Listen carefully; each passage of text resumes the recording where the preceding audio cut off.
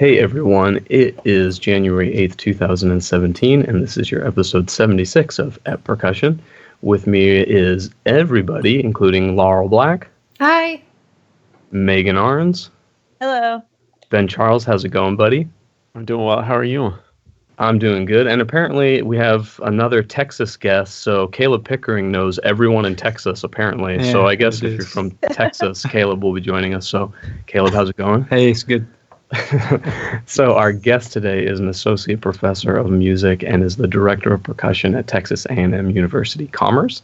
His solo CDs are on Equilibrium Records and are titled Zamiki, Music for Solo Marimba, and Zoomorphs. He is also the newly elected president of PAS. So welcome to Brian Zator. How are you? I'm doing great. Thank you very much for having me. So yeah, I've been for all of 7 days now, officially PAS president. And I think that's perfect timing to do your address to the people, since we're the most hard-hitting news station on. And you're the second PAS president we've had on the show. So I guess, is it kind of like a route for you guys? Like, are you doing Stephen Colbert tomorrow night? Absolutely. So I'll be in New York later, a little bit later on. So Jimmy Kimmel's going to have me on, and Jimmy Fallon out there. So still trying to work out the Jimmy Kimmel thing. There's some stuff that they're trying to talk to my agent and trying to really lowball me, and that's just not going to happen. So I'm not going to. I can't do that. But you don't have time for that. No. I have priorities here, people. Come on. I am really looking forward to the curse battle, though, between you and Julie Hill. Yeah.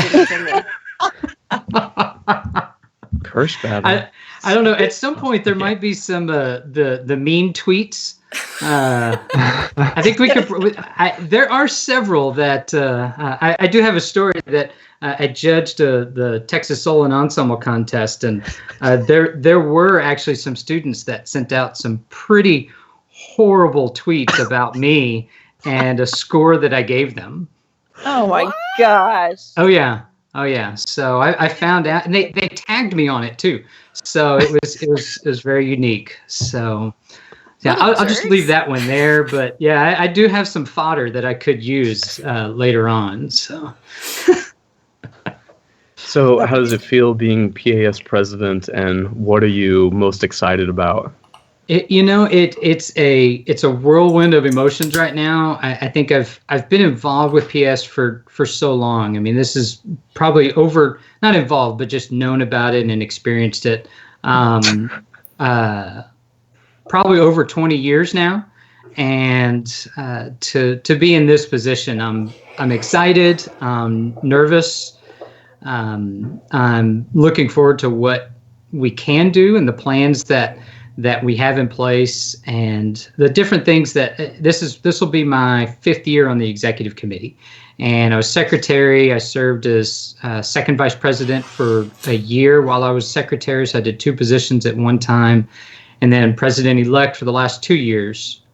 And now the PS presidency it's a 2-year term. And so the things that have been put in place prior to me being president with Julie and John Beck and Lisa, I mean, I think the road has been paved very well. Now we just need to stay the course and focus on some unique things and some different things as well that have come up over the last year or so that we're pretty darn excited about pursuing.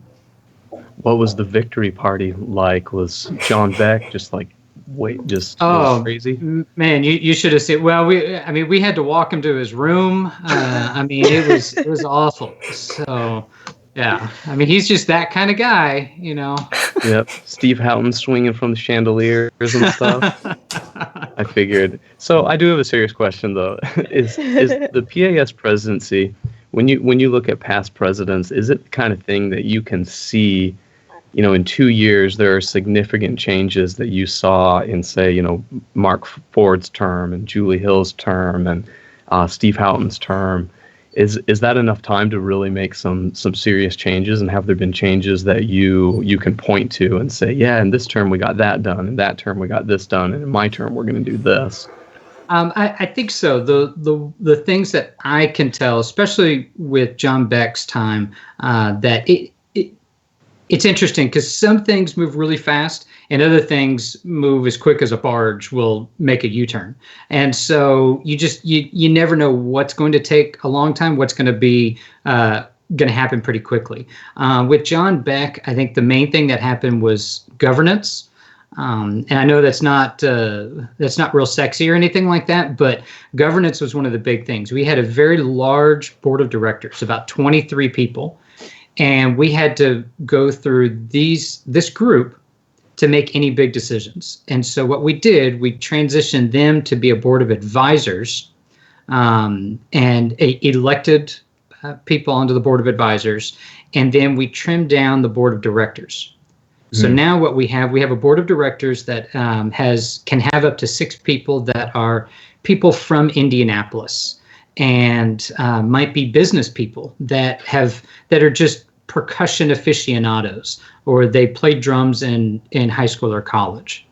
But they have a different mindset than we do as percussion professors. Everything up until 4 years ago, everything had been run by percussion teachers. And so we wanted to get out of that. And so now we have a board of directors and an executive committee. And those two groups combined for 12 people. We meet monthly. And we are all, trading emails and phone calls.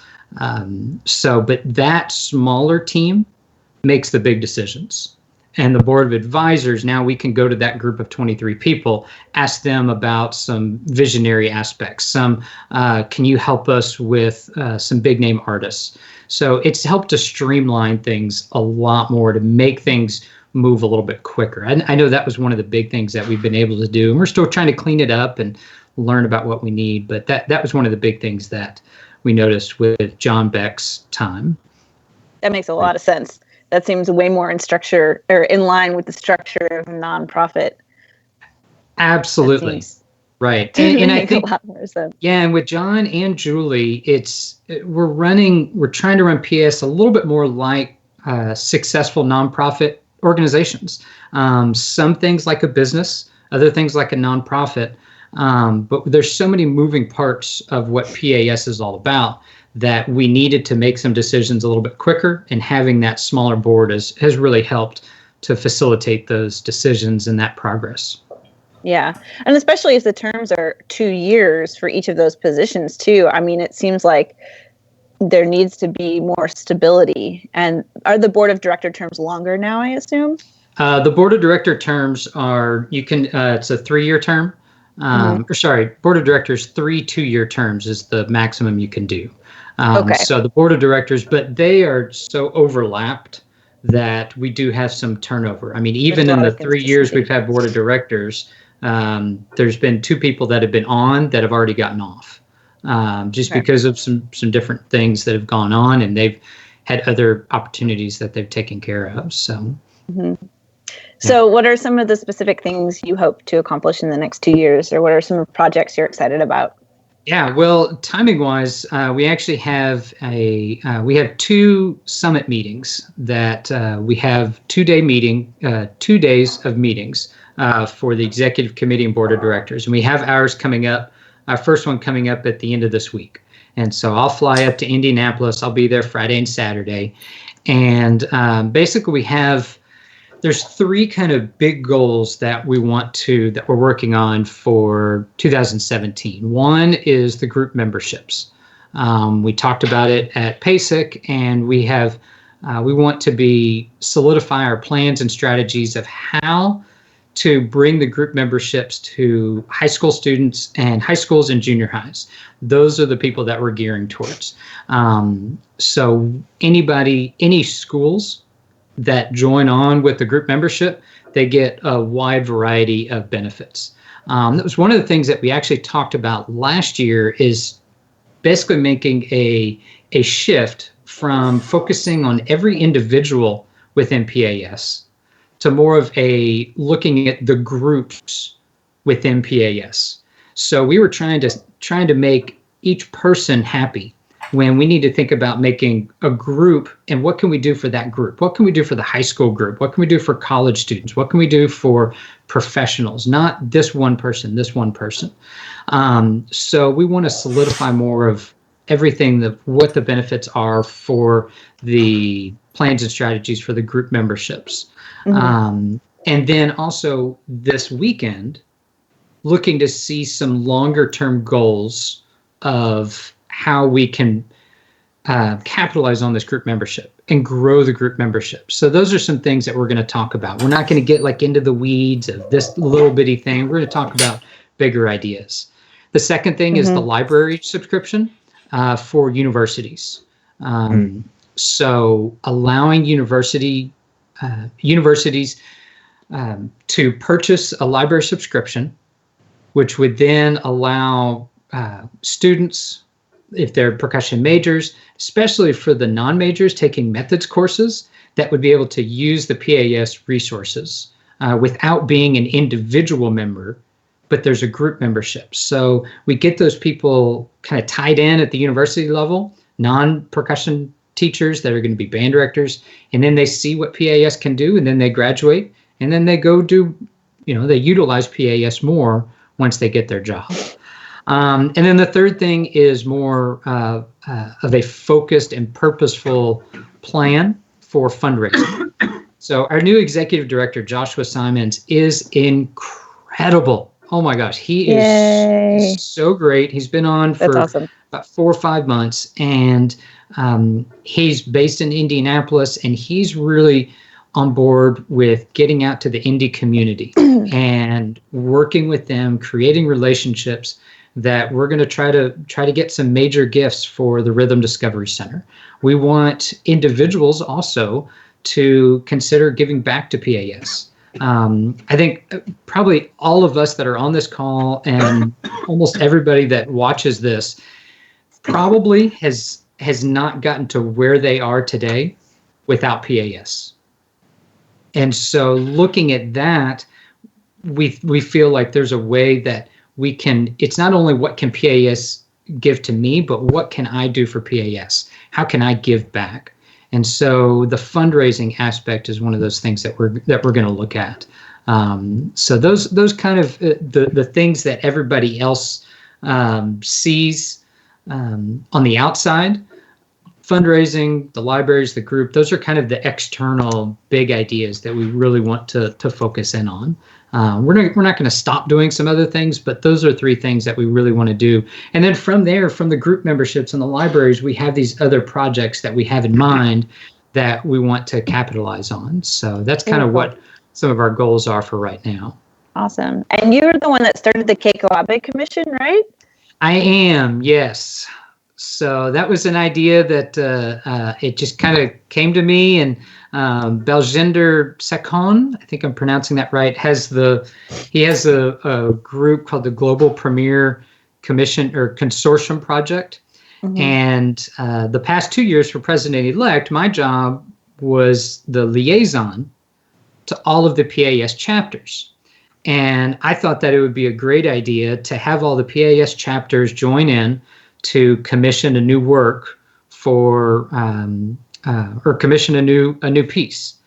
This year, 2017, is the 80th. Keiko Abe will have her 80th birthday, April 18th, 2017. And so I thought it would be a great idea to commission her to write a piece. And so we have almost 30 chapters that have joined on. Next week, we're actually going to open up to individuals that can join the consortium. Chapters will get the premiere performance from now until the end of August. And individuals can actually buy onto the consortium and have an individual premiere between September and the end of 2017.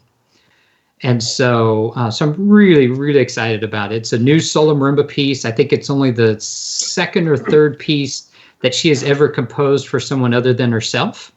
Wow. And so I'm really excited about that. I'm actually doing the world premiere performance of that this Saturday. Awesome. We're going to do a drum break Facebook Live event from the Rhythm Discovery Center, and I'll perform that piece and a couple other Keiko pieces. Do you like the piece? I do. It grew on me a little bit when I first started it. I was just not quite. I wasn't sold on it right away. And then after like a couple days, I started really kind of working on it, and then started checking some of the tempos that she wanted. And now I really like the piece. Cool. Really do. It's a little different than some of her others. It's quite dissonant at times. But I really like it. I think it's going to be a winner. Very cool. Hey, Dr. Zator. I have a question, somewhat unpopular question from getting down to the tweets. It seems that I don't want to say my generation because we're all fairly in the same boat. But it seems like for me and other doctoral and master's level students, the biggest complaint with PAS is the website and the membership. And that seems to be what comes up time and time again, website issues and trying to use percussive notes and it crashes. So is there any plan to smooth that out? Yeah, part of what some of the vision and the planning that we're doing this weekend is having a more of a little better timeline of when we can accomplish some of these things. To be honest, rebuilding a website and redoing those things is time intensive and expensive. And if we don't have the time to do that, or if we don't have the money to do it, it isn't going to happen. So that is one of the things that we do keep hearing. The individual members say, well, why should I be a member? I think PASIC is one of the primary reasons people should be a member. And I think through the group membership aspect, we're discovering more ways of what we can offer to people from PAS, and the library subscription as well. We actually are working with some library department heads on how we can allow the percussive notes to be more accessible to more people. And so that's one of the things that would kind of solve some of those questions that people have.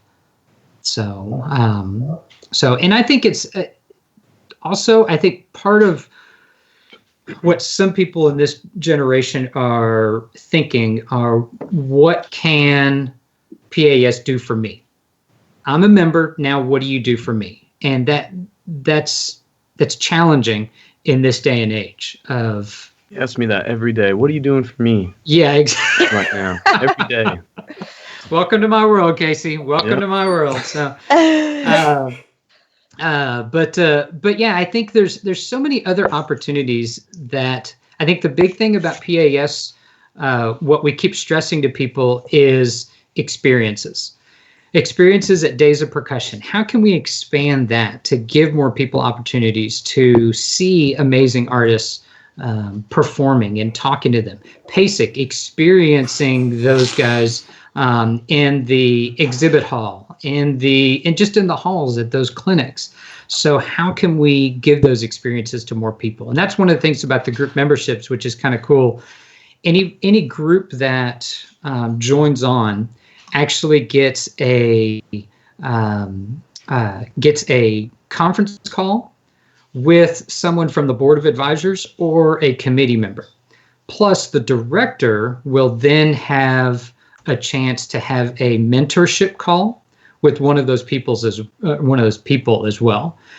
So it's making more of that connection to the artists who make up PAS, and allowing those artists to have a direct contact with the directors, with those students. And so those students in that group membership have an experience with someone that's involved with PAS. Brian, so far, you are the first president I've ever seen on a screen that does not just dodge questions immediately.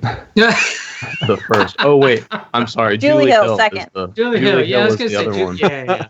Yeah, the PAS presidency has a 100% A+ track record for just answering questions. Nice. That's really nice. Well, that's awesome. Brian, you have a lot of other experience in, and of course, all sorts of other things, percussion. And to kind of bring us into that a little bit, Ben's going to do his historical segment on Minoru Miki, right, Ben? Yeah, so I'm doing this for two reasons. One is that Laurel is actually going to be here in Texas in a little over a month playing Marimba Spiritual. And then Second, I want to say it was probably the first time I saw Brian play, or one of the first few times. I was student teaching during my undergraduate at Creekview High School in Carrollton, Texas, and Brian was a guest artist that came in and played Marimba Spiritual with 3 of the students. And I also discovered that Brian wrote his dissertation on 2 other Minoru Miki pieces, so I figured it'd probably be a good time to talk about him. If you want more information on Minoru Miki, look at Brian's dissertation, because that's where I got a lot of this from. And it's kind of like, it's like when I talked about Nankaro in front of Vinyao, it's like I feel kind of silly like trying to be the expert when the expert is sitting right with us. But I'll give a little quick summary, then maybe Brian can tell us a little more. So Minoru Miki, who is Japanese, as you might have assumed already by the name and his pieces, he was born March 16th, 1930, in the Akuicho district of Tokushima City in Japan.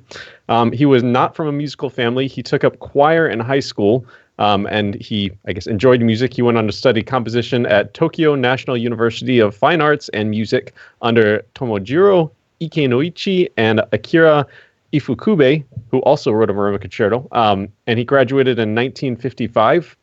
While he was a student, he won the 2nd prize in the Japan Broadcasting Corporation Orchestra Composition Contest with his first major work, Trinita Sinfonica. After his graduation, he composed music for TV, movies, and choirs to make a living.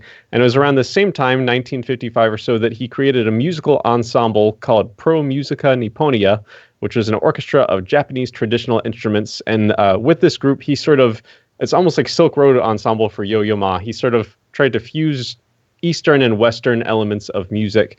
His career was very productive as a professional composer. He wrote 12 operas, I think 9 of which were an opera cycle on the history of Japan, a requiem, solo works for marimba and koto, 2 film scores, 12 concerti, many of which were for traditional Eastern instruments, and more. He was awarded the Order of the Rising Sun in 2000, which is Japan's highest cultural honor and recognition of promoting Japanese culture. It was in 1968 that he received his first commission to write a marimba piece, which came from Keiko Abe for her first solo recital, which was called An Evening of Marimba in Search of Original Works for Marimba in Ino Hall in Tokyo, Japan. This piece, Time for Marimba, won the 1968 Prize for Excellence Award at the Japan Fine Arts Competition, and Keiko Abe cites Time as one of the 3 cornerstone Japanese works for marimba, along with Torch 3 and Mirage. Because of the success of Time, Abe and the Nihon Columbia Record Company commissioned Miki to write his concerto, his marimba concerto, which was premiered in 1969, 1 year after Time, by Keiko Abe with the Japan Philharmonic Symphony Orchestra in Tokyo under the direction of Hiroshi Wakasugi. And then after this, Miki began to kind of focus on his Japanese ensemble and didn't compose for marimba for quite a few years. Then finally in 1983, Keiko Abe approached Miki about a new piece for marimba and 3 percussionists, and he had just completed the first act of his 3rd opera, so he decided to take a break and compose this project. He apparently began thinking about it on Christmas Day in 1983 and completed it on January 13th in 1984. So 2 or 3 weeks it was all it took to write Marimba Spiritual. It was written as a response to the ongoing famine in Africa. Miki reflected on his conditions being raised in World War II era Japan with starvation going on around him. So the first section is a requiem, and the second section is supposed to be a resurrection. The first part uses metal and wood percussion instruments from the 3 percussionists. The second part uses mostly skin drums. And the second part kind of steals taiko drumming licks from the festival near Tokyo. It was premiered March 18th, 1984 at the Concertgebouw in Amsterdam with Keiko Abe, of course, and the New Slagwerk percussion group from Amsterdam. The American premiere was at PASIC 1984 in Ann Arbor with Mike Rosen, Arnie Lang, and Mickey Bookspan on the percussion parts. In 1988, the Safri duo began performing Marimba Spiritual, which they had arranged for 2 percussionists only, one playing primarily marimba and the other playing most of the other 3 percussion parts. Miki enjoyed this version, and he gave permission to publish it as Marimba Spiritual 2. It's been recorded several times by Keiko Abe with Circle Percussion, which is a Dutch percussion ensemble. My favorite is Keiko Abe with Krumada, the Swedish percussion ensemble, Evelyn Glennie, and Katarzyna Miszka. And if you go on YouTube, there's actually a 2-part video with Brian playing it, and Brian added some extra parts to it, kind of in the tradition of Keiko Abe expanding on her pieces, and you get to see Caleb standing there awkwardly counting rests on a conga for most of the piece. It's like 7 minutes until I come in. Out of way. So yeah, and then I know blast Brian has and write worked this kind of piece. extensively with Minoru Miki on adapting some of his coda works and kind of pushing some of his lesser known percussion works like Z conversions. So yeah, that's Minoru Miki. I assume that Keiko was the one that played the marimba part at PASIC too. Yes, yeah, for the 1984 American premiere, yeah. And Bill Mursch loves to brag about. Bill Mursch had the New York premiere of Marimba Spiritual, playing the marimba part. Oh yeah, I had the Logan, Utah Gotta be in premiere. So suck it. Actually, I probably didn't. I don't know. I want to go like some like really obscure country and do like the you know, I don't know, Uganda The premiere. Djibouti of- something. I did a lot of Jordan premieres. Yeah, That was sure. pretty obscure. Brian, how did he do? I was great, man. Yeah. So unfortunately, I started having some flashbacks of writing some of that dissertation. So I almost curled up in like the fetal position in the corner of my room, you know, shaking and crying from all of that time that I put into that. So no, that was awesome, man. Well, thank you.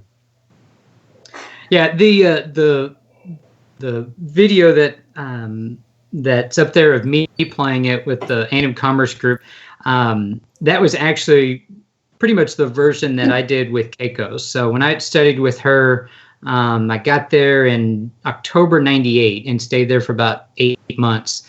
And she had asked me before I got there if I would play in an ensemble. So it was her playing marimba, and there was a quartet of us. So there's 2 girls that played marimba, and then me and another guy that played percussion and marimba.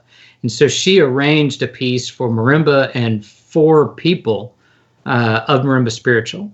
And I mean, this was like about a 2.5 hour long concert. And we had all these different pieces. Was it her plus the quartet plus 3 percussionists? No, it was, Okay. She played the marimba part, the 2 marimbas, 2 girls playing marimba. There was like a bass marimba and then another part that would kind of echo some of the solo part. And then me and the other guy, we split up the 3 percussion parts. Gotcha. So did a little bit of here and there of just kind of covering as much as what we could. But we played all over Japan. I think like 7 concerts over the time that I was there in different parts of Japan with her. So that was really great. I don't know if I should have put that online or uploaded that version, but it's there, and so I only do that on that version on special occasions. So Gotcha.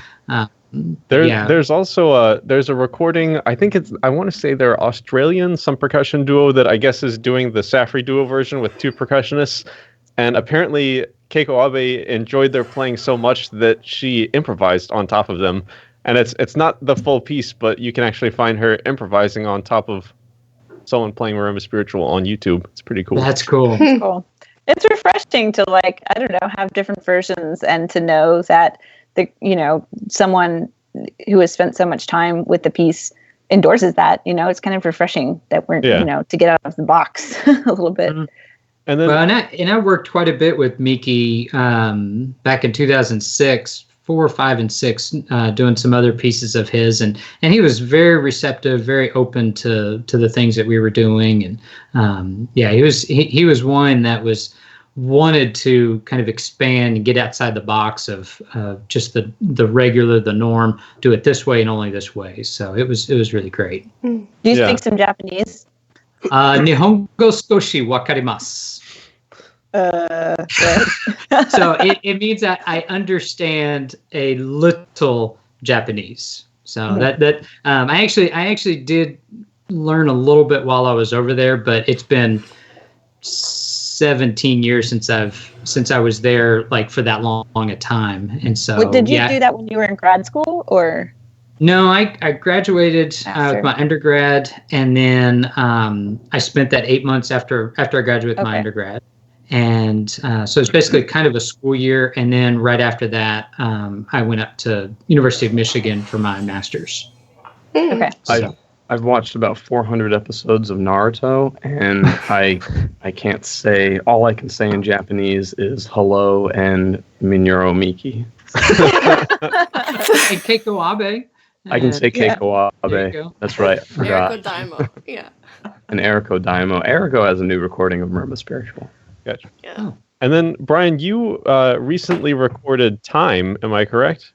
I did, yes. And then, one thing I was thinking about when I was, reading these dates is he was like approximately 30 years old when he wrote Time. I think a little older than that, but not by much. So roughly, in my age bracket. And it was also really, one of the first pieces written for marimba, and he knocked it out of the park. It's like, and he wrote that in about 10 days. Yeah, it's just insane. Yeah. Wow. So that was one of those pieces that when I was studying with Keiko, she said, Brian, you're going to learn my music and the music that I've commissioned. I'm like, okay. So I ended up learning pretty much everything that she's played or she's composed, and almost every one of the pieces that she commissioned. So I'm learning like a piece a week and everything. I'm like, oh my God, there's a lot of music. But Time was one of those ones that I actually sat down and I spent 2 weeks analyzing the piece and just going through like all the transpositions and the form and the melodies and everything. And so I didn't touch a marimba for 2 weeks on that piece. And that's one that I got connected to, and it was one that I understood, and it was pretty out there for me at that time, but I grabbed onto it. I could relate to it. And it's one of those pieces that I think is so incredibly well done. It can still be audience accessible. I played that piece actually for a middle school clinic, but I went through and I explained the piece. I used Mary Had a Little Lamb as the example of, okay, you can play it here, then you could play it in a different pitch, and then you could play them at the same time, and then you can play them over top one of each other. So get their ear attuned. And they actually said that was their favorite piece that I played on the whole clinic. Wow. It was cool. And then Cool. I had a question, because like when it comes to recording something like Time, I almost kind of like joke with people about like, well, why would we perform Time when we have Keiko Abe alive, performing still, and why would we record it when Keiko Abe has recorded it? So what was your take on recording it, and how, like, obviously her recording is sort of the reference. So how did you approach that?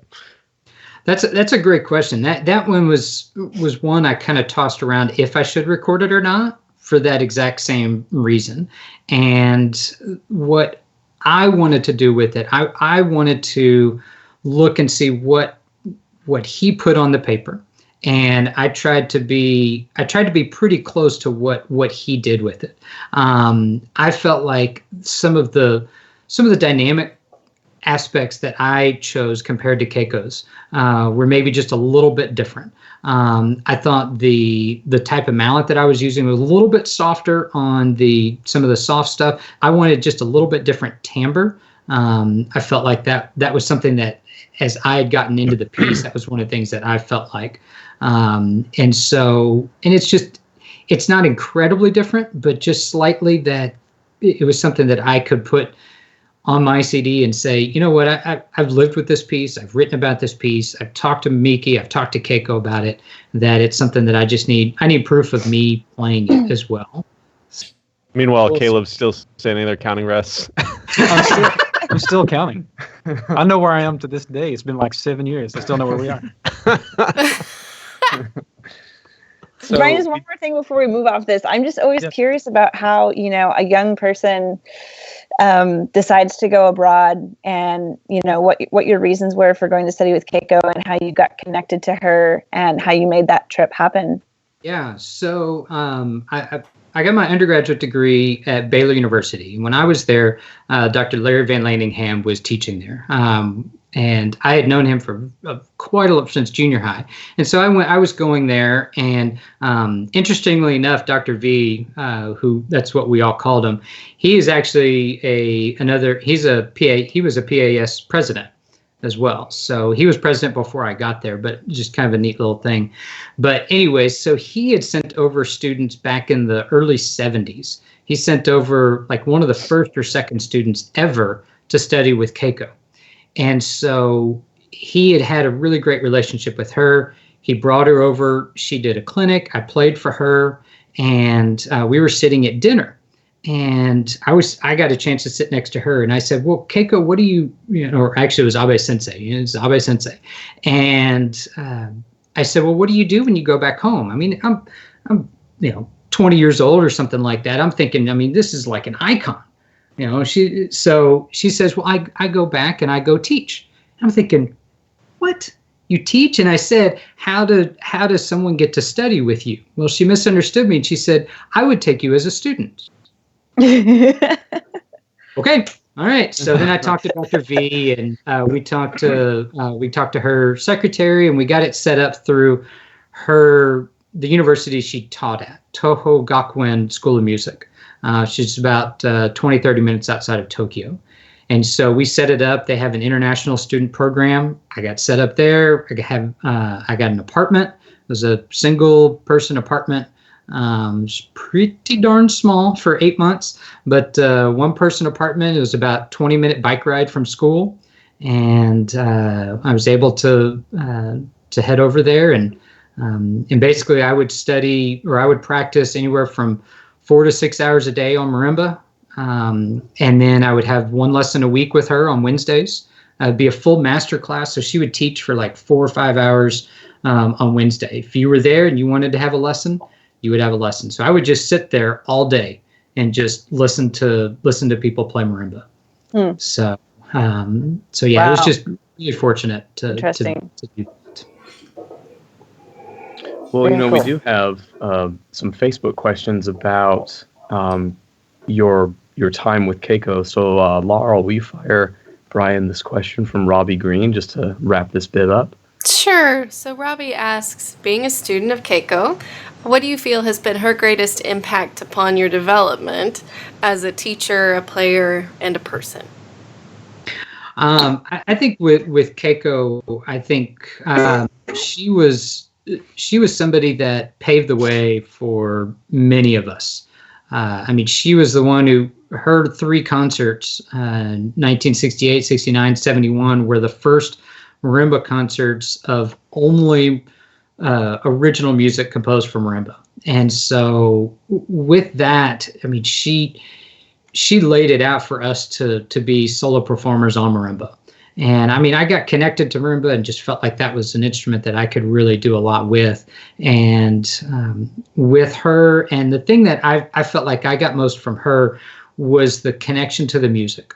I think here in the States, we are technicians a lot of times, and then the music comes after that. And I am a technician, but I think I marched drum corps, and that was the thing that we did a lot of technique work. But then when I got over there, I learned how she is connected to the music. We were eating lunch one time, and somebody asked, does she have a driver's license? Does she drive? And she doesn't, because she actually said, I don't want to drive because if I'm driving, I will start thinking about music and won't focus on the road.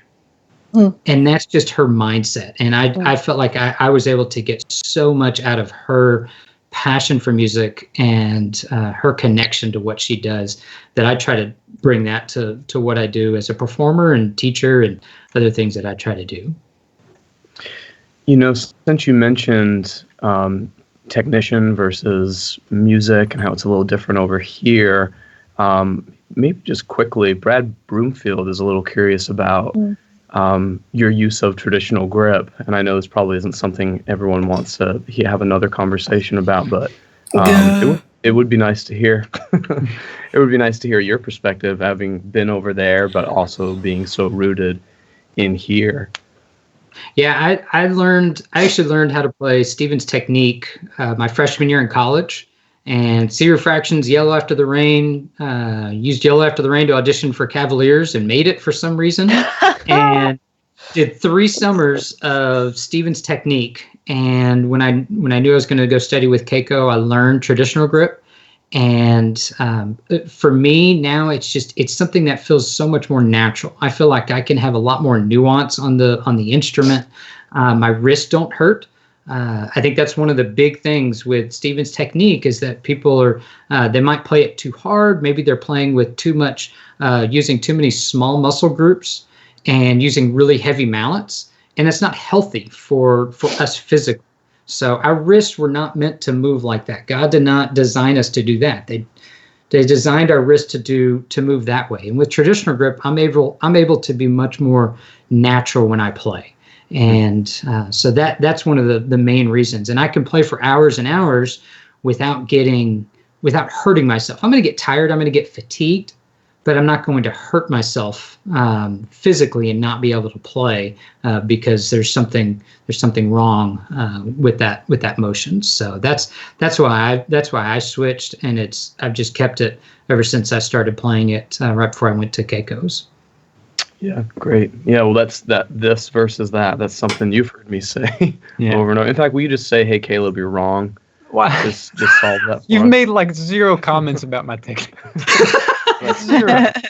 Well, because your technique was it became flawless at your undergraduate institution. Right. I think that's really what it was. So I actually have had this conversation with a lot of your students that still play Stevens, but we have this really traditional look. If that makes sense, and it's not like a true true Stevens. But well, I'm in that camp too. So. I'm of course in that camp as well. I mean I'm of that technique, but I played a master class for Lee himself when I was a kid, and he said, "Your technique's great. You don't play my technique correctly, but it's good. It's working for you." So I mean I think it's nice. We're all in agreement. I think. Well, I think it's a mistake to teach as it should look like this and match me instead of saying it should feel this way or this is the mechanism you should use. This is how your body works. This should be the result. Yeah. And Keiko was always about what type of sound you're getting. I remember there was the lick at the end of Wind of the Banbury Grove, jigga jigga jigga jigga jigga jigga jigga, and the mallets kept slipping in my hand. And I said, "Well, Keiko, Abe Sensei, what do you do when that happens?" And she kind of looked at me and she was like, I don't know, just figure it out. I'm like, thanks. So, but I mean, it's true. I mean, it's figure it out, get the right sound, get the right motion. And that's one of the things, like the motion is the conduit to getting the sound and the emotion of what you're trying to get out of that music and what you're trying to present to the audience. Yeah. Megan, I don't know if you know this, and if everyone else, if you're getting this effect, when Megan leans back, her shirt turns into one of those magic eye. Yeah. I was going to ask that in the beginning if I should go change, because I didn't know if it would just look like that in the small one. Yeah, Megan's Anyone got her listening on the LSD audio shirt version on is going to be today. so lost.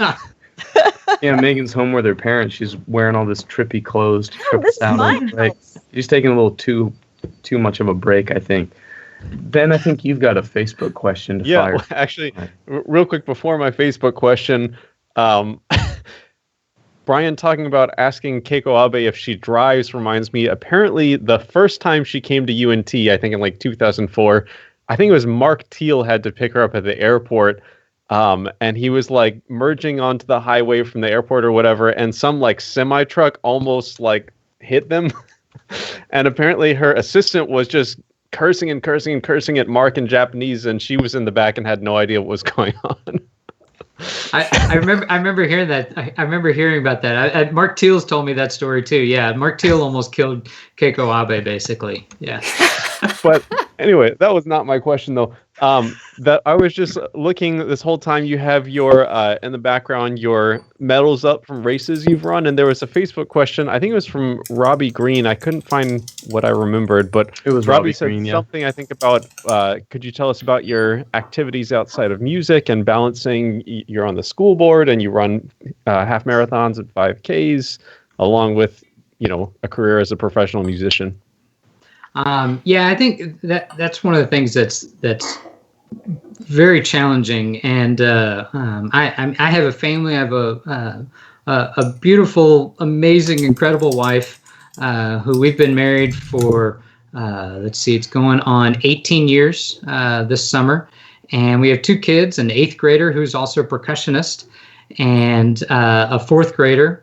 And so balancing, older boy, younger girl, balancing those, the family aspects, and it is challenging. And one of the things that I talk to my wife a lot about, we were actually just talking about that we have a small group from our church, and we were just talking about that earlier today, about balancing things. But my wife and family are very understanding that I like to do some other things, and so running is an outlet that I picked back up probably about 4 years ago, and I like to go out and run 2, 3, 4 miles or so, and I like to do races. I'm a pretty competitive guy, so I like to do 5Ks, and I think I've done 3 or 4 half marathons, I think. So it's just an outlet that I like to just kind of relax. And then I'm on the school board here in Royce City, and it's my 4th year on the school board. A friend of mine from church said, "Hey, I'm stepping off, and is that something that you'd be interested in doing?" And with 2 kids, it was something that I thought it would be something that I could participate with in the community. And so I love doing that. I have that, and then I do some stuff for Haley, our daughter, at her elementary school. It's an organization called All Pro Dad. It's a national organization organized by Tony Dungy, who's the coach for the Indianapolis Colts. And so I'm the captain one of the co-captains for that. So if other dads are listening to this, check out All Pro Dads. They're a really great organization. And then I do stuff for the community also. So there was a community action plan that I was the chair of that as well. So just trying to do stuff for here, the town that we live in. I live about 30 minutes away from Commerce. And so the town we live in, we have a great community. We have great church friends. We have great friends within the town and everything. So to give back and to help out with those guys, and not just be all about teaching percussion at A&M Commerce or being involved with PAS, I think it's something that's been healthy for me, and to provide some balance that I can do some things here to help my family as well. Hey, so you're on sabbatical this semester, right? Coming up? I am. Yeah. Mm-hmm. So I know you're going to be doing a lot of the PAS president stuff, which is great. Do you have any other projects? Or starting? I know you just did something with Makoto and. I did. Yeah, that was fun. Makoto Nakura, Japanese marimbist based in New York City. He and I did a duo concert. Oh my gosh, that was. Oh man, that was an incredible musical experience, and that was frightening, because he is so great, and I mean he comes in. I mean that's what he does. He's a professional marimbist. So we did that in October, and we're looking at possibly doing some things next year as well. But some projects for this year, I'm doing a couple days of percussion, and one in Mississippi, one in California. Actually, just unfortunately 2 days ago, I found out that one of the big projects I was going to do a world premiere of a marimba concerto with a group in Baltimore called Symphony No. 1. And unfortunately, the composer said that he can't finish the piece. So we're having to change that schedule up. So I might be doing a concert with them next season. But I'll also be in New York City. I'll do I'm going to be a guest performer with the NYU Percussion Ensemble, either playing marimba spiritual or Dreamscape by Jonathan Oval. And then I'll do a clinic at Rutgers, do a clinic at NYU, and do a clinic at Westchester. And that's why you'll stop by Jimmy Fallon. So absolutely, I mean, we got it all figured out. So, so those are some of the things that I'm going to be doing for sabbatical. Well, Awesome. Guys, we're pretty close to time, and we did pretty well with the Facebook questions. Thanks to everyone who submitted, and sorry to those of you we didn't quite get to. There was one pretty extensive, heavy question from Norm Weinberg, as expected. Thanks, Norm. And I think it'd be good to move towards the end with this one, since it'll kind of bring us back around to PAS. And I'm sorry y'all have to listen to me try to say this while I'm sick, but Norm Weinberg asks, how could PAS be a force in getting the general population to appreciate the arts, all of the arts, getting music, drama, art, and dance in the K through 12 schools and to be treated with respect rather than simply non-important extracurricular activities? Can PAS see its mission as going beyond just serving the percussion community to leading the artistic community? Perhaps partnering with other musical organizations like the National Flute Association and American String Teachers Association, International Trumpet Guild, and even dance organizations, etc. Or maybe partnering with the American School for the Arts, etc. What do you think of that, Brian? That is an enormous mission to tackle, but I crazy. think he is crazy. So he's out of his mind. And now he's pretty much retired, so he can think about all these things and say that all these things need to be done and have other people do it. So I think that's what he's doing right now. But I think it's a unique question in that if we look 2 to 3 to 4 years down the road, I would actually say, and maybe 5, 6, 7 years down the road, I would actually say no. And I don't want that to come off as, well, really? Are you serious? But actually, yes, I am, because there's other things that we need to make sure that PAS can be the conduit for percussionists first, and percussionists and drummers. So Caleb, like you asked, well, what is PAS doing right now to be something that I can belong to and be a part of?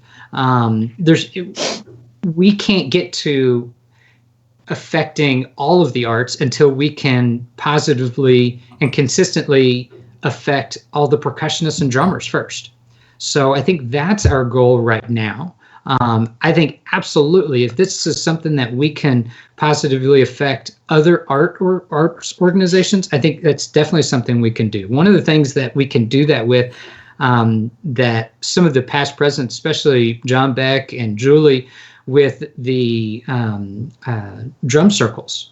And that's something that non-percussionists can join in and don't have to have any sense of knowing what exactly music is. They just want to drum, and they can know what rhythm is. That is absolutely a way that I think we as drummers can impact other people, whether it's arts or whether it's mental health, the mental health field.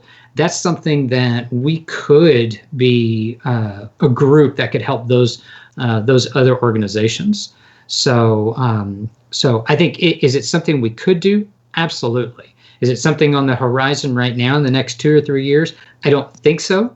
There's some offshoots of some of the committees that are doing some of that, but as a big PAS organization, it isn't on our the first priority right now. We have to prioritize. One of the things about PAS is that we've tried to be everything to everybody, and it kind of waters things down and doesn't allow us to be amazing at fewer things.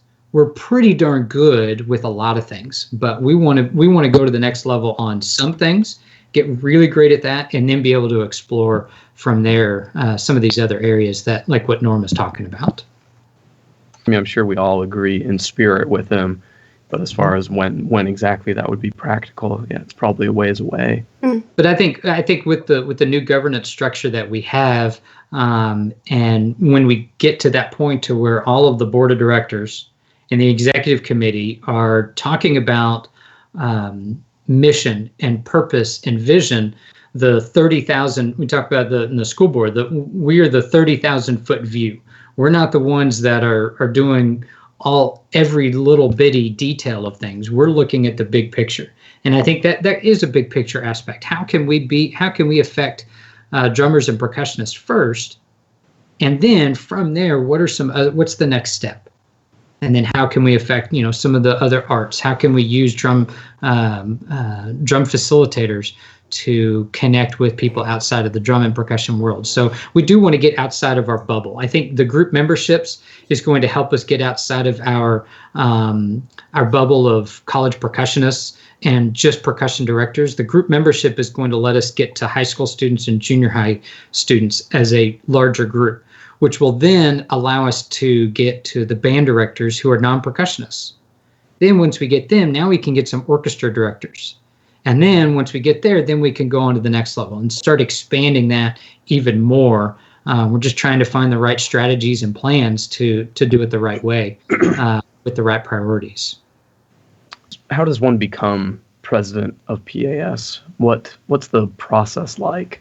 Well, I had to rig the election, so I talked to Russia and got it all figured out. Wait. No, it's basically, I think, being involved, getting on to as an officer for a chapter. I was secretary for the Texas chapter for quite a few years. And then I got into the percussion ensemble committee, the keyboard committee. And I served on that, and people saw that I was able to get some work done, and somebody told me to do something. I was able to do it. I had some decent ideas. And then from there, I actually got elected to the board of directors. And at that point, only board of directors members could be on the executive committee. So I was nominated. There's a nominating committee that the executive committee has, and they look to see who's out there, who's doing some things, who might be people that would want to step up and do this volunteer job. I mean, it's all volunteer. I don't get paid a thing to do this. And so who are those people? So I was nominated, and then I was elected to be secretary 4 years ago.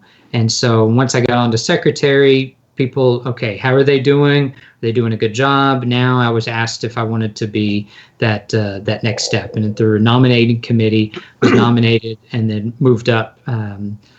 Sometimes people kind of go up the line, secretary, second vice president, president-elect, but other people kind of move around because I did the second vice president job for 1 year as well, because there was some things that happened that me and Julie Hill really had to take over a lot of work from something that happened. And so I did two jobs at once.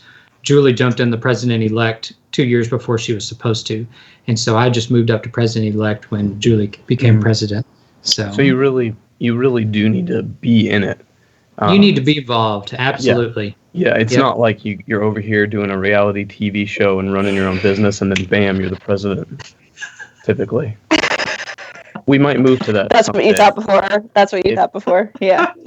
We tried so hard to. Bam. Yeah. Hey, I'm looking at the clock here, and I think we have a little more time than I thought we did. So Megan, why don't you fire one more Facebook question off? Yeah, there's another question from Robbie Green. And one thing I wanted to ask about was your fundamentals book, Brian, your keyboard fundamentals book. And the question Robbie asks, where did it go? Sorry. Robbie Green, sorry. I would love to hear Brian's thoughts on the process, learning curve, and feedback he's received on his fundamentals book, mobile teaching media, concert streaming, GoFundMe project for the new Miki CD, and other online educational materials. What results have you seen from these ventures, both abroad and at the university level? Anything unexpected? Wow, there's a lot to that question. But maybe if you could speak to your fundamentals book a little bit through that also. Yeah, this was, my philosophy, I feel like whether it's snare drum, keyboard, timpani, whatever it is, that someone can't get up to this level musically unless they're up to that level technically. And so if their technique is down here, they can only play music and their musical result will only be up to that level of where they are technically. That's my feeling. And so one of the things that I try to do with my students is to push them technically, to get them into a warm-up sequence. It doesn't have to be an hour every single day. Maybe it is, but maybe it isn't. But I feel like I want to push my students technically so we can get to all the musical things that we want to. Harder pieces. Maybe assign a piece this level music, but their technique is here. So then, okay, what do you have to do to get your technique up to there? And so I had a lot of warm-ups from Cavaliers, from things that I was doing on my own. And so through this Fundamentals book, it was just, I was able to put it all together. And there's 2 mallets, there's 4 mallets, and it was basically breaking it down into kind of simplified parts of, I don't talk about what the technique is, I just talk about patterns. And one of the parts about the book is the play-along tracks. And so just playing green and arpeggios can get a little boring to a metronome. And so I wrote and arranged these play-along tracks. Basically, it was a lot of it through GarageBand, or Garage Drummer. Garage Drummer's the piece by Jim Campbell. GarageBand is the program. But I arranged these tracks for students and individuals. Front ensembles are using it now. That you do the track, and the book tells you how many times to play these patterns. And there's rock style, there's Afro-Cuban, there's Latin, there's jazz, and so there's all these play-along tracks to make warm-ups a lot more fun.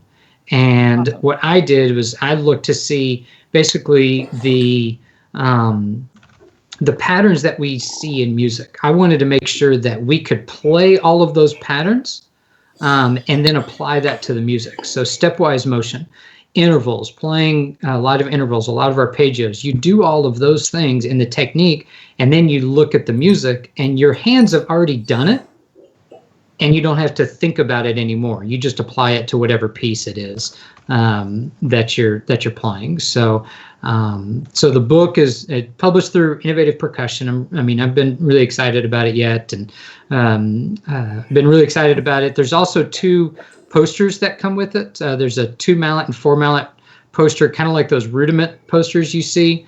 Mm-hmm. There's those large size ones that come with the books as well. Yeah, great. Thanks. Again, thanks everyone for the questions. And Laura, why don't you take us out with a quote? Sure. So since we talked a lot about Japanese music and Brian's study in Japan with Keiko, I thought I would find a Japanese composer to share a quote with from today. So this is from Toru Takemitsu.